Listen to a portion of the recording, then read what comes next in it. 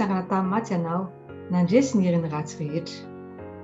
Hatramin'ny fahafatesana aza no resenao. Dia omenao anay ny antoky fa mampandresy anay koa ianao eo anoloan'ny adina rehetra amin'ny fiainanay eto an-tany.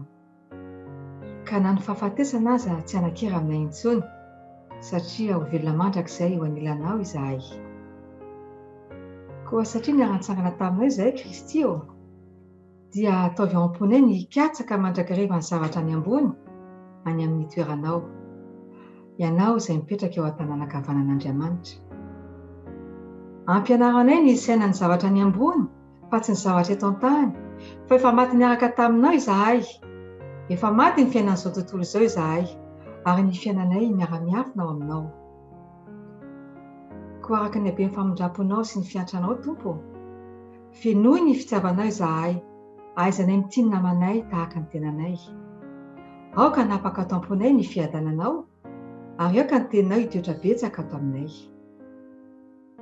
Koa raha isay ianao Kristy fiainanay, satria ho avy any amin'ny raha lanitra ianao, dia hitsenanao tokoa izahay, ary dia hiara-miseho aminao koa amin'ny voninahitra ao.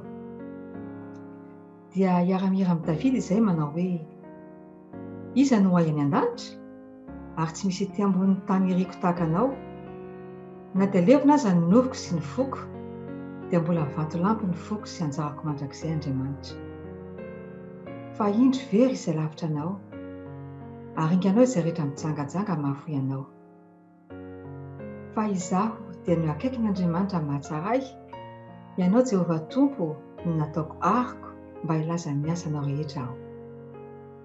Iza no hay any an-danitra.